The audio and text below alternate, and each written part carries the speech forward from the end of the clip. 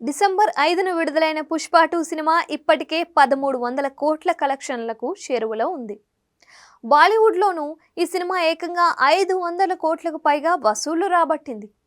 దీంతో ఇప్పుడు దేశవ్యాప్తంగా అల్లు అర్జున్ పేరు మార్మోగిపోతోంది. అయితే ఇంతలో సంధ్య థియేటర్ తొక్కిసలాట ఘటనలో బన్నీ అరెస్టు కావడం మరింత సంచలనమైంది.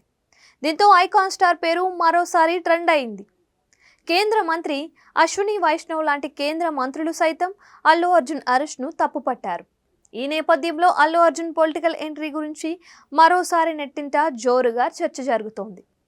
త్వరలోనే బన్నీ రాజకీయాల్లోకి వస్తాడని, కొత్త పార్టీ స్థాపించనున్నాడని ప్రచారం జరుగుతోంది.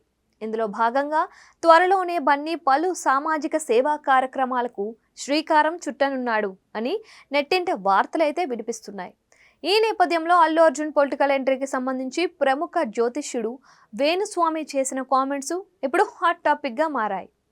ఓ ఇంటర్వ్యూలో ఆయన మాట్లాడుతూ జైలుకు వెళ్లిన వారంతా సీఎంలు అవుతున్నారు, అలా అల్లు అర్జున్ కూడా త్వరలోనే ఖచ్చితంగా సీఎం అయ్యే ఛాన్స్ ఉంది, 100% ఆయన ఖచ్చితంగా పొలిటికల్ పార్టీ పెడతాడు. వేణుస్వామి చెప్పిన వీడియో ఇప్పుడు నెట్టింట తెగ చక్కర్లు కొడుతోంది.